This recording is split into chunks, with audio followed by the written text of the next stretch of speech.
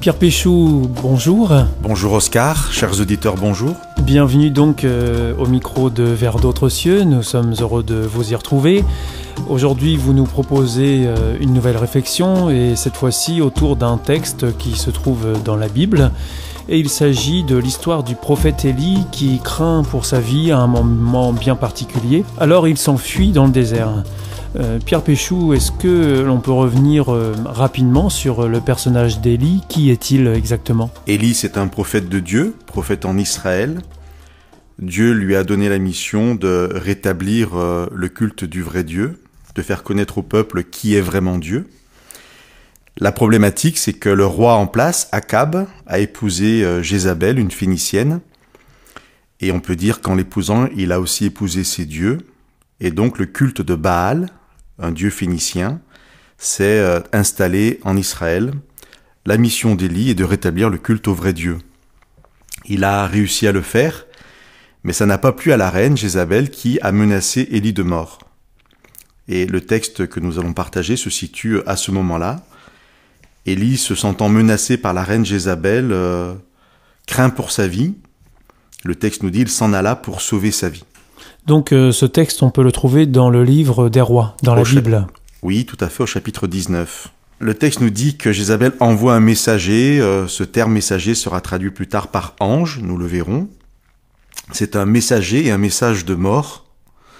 La reine dit à Élie, « Demain tu seras mort ». Et la réaction d'Élie, bien sûr, c'est de fuir. Il a peur pour sa vie. Et il va essayer de se débrouiller tout seul, sans Dieu. Il s'enfuit pour sauver sa vie. Le texte nous dit qu'une fois qu'il a mis de la distance entre lui et Jézabel, il abandonne son serviteur et tout seul encore, il va marcher une journée, se trouver dans le désert. Et là, bizarrement, en fait, il s'assoit sous un genêt et demande la mort à Dieu. Donc là, on est devant un paradoxe quand même. Quand il s'est enfui, il demande la mort. Ça semble effectivement paradoxal. Je pense que ce que le texte veut peut-être nous apprendre, c'est que parfois il n'est pas possible de s'en sortir seul. Si je veux moi-même me sauver, je suis dans une impasse et le chemin que je prends est un chemin de mort. Élie est au désespoir et devant ce constat, seul je n'y arriverai pas, il demande la mort à Dieu.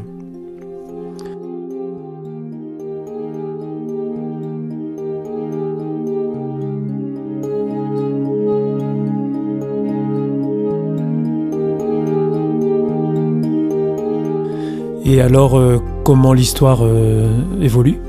Soudain, nous dit le texte, un autre messager apparaît. Souvent, c'est traduit ange parce que c'est le même mot. Un ange apparaît, touche Élie et lui dit « Lève-toi et mange ». Très intéressant qu'après cette parole de mort, nous ayons une parole de vie. L'ange qui représente Dieu fait le chemin vers Élie. C'est Dieu qui se déplace vers nous quand nous sommes dans un temps de détresse. Il y aura un contact physique et un message de résurrection tout simple, lève-toi, qui peut symboliser le retour à la vie. Et l'ange va répondre aux besoins fondamentaux d'Élie, mange et bois. Une fois que cela est fait, Élie se recouche bizarrement et se rendort. Peut-être simplement pour nous montrer la patience de Dieu qui prend conscience de nos besoins. Élie est vraiment désespéré. Peut-être que cette nourriture, cette eau, lui permet simplement de reprendre des forces pour redormir. Et l'ange, une nouvelle fois, va parler à Élie, lui dire « Lève-toi, mange ». Et il rajoute ceci « Car le chemin serait trop long pour toi ». Le chemin serait trop long pour toi si tu voulais le faire seul avec tes propres forces. Mange, prends ce que Dieu te donne. Et effectivement, Élie, avec cette nourriture, va pouvoir marcher 40 jours et 40 nuits. Il décide d'aller à la montagne de Dieu. Il a besoin d'une rencontre personnelle avec Dieu. Après ce chemin de mort par lequel notre histoire avait commencé, un chemin de résurrection, de vie, qui va permettre à Élie de reprendre pied et d'aller vers Dieu parce qu'il a besoin d'un temps particulier avec Dieu. Dans la Bible, des événements naturels comme le vent, le tremblement de terre, le feu, permettaient à Dieu de se manifester. Ces événements vont se passer sur cette montagne, mais le texte nous dit que Dieu n'est pas dans ces manifestations naturelles. Le texte nous dit qu'après le feu, Élie entendit la voix d'un silence subtil. Cette formule très énigmatique, en fait, est celle qui nous présente la présence de Dieu. C'est à travers la voix d'un silence subtil que Élie va rencontrer Dieu. Sûrement, Élie a besoin d'une rencontre différente avec Dieu, non pas telle qu'il se l'imaginait, mais un Dieu peut-être plus doux, plus calme. Et une fois que Élie aura rencontré ce Dieu particulier, nous avons une troisième parole qui est une parole de mission.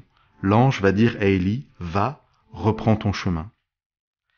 Après le chemin de mort, après le chemin de résurrection qui l'a amené vers Dieu, nous avons ici un chemin de mission qui va amener Élie vers les autres. Et j'aime beaucoup ce texte qui nous présente un Dieu à nouveau extraordinaire, qui va venir vers nous quand nous sommes en difficulté, nous permet de nous relever, de reprendre des forces, d'aller vers lui, de le rencontrer, pour ensuite pouvoir aller vers les autres.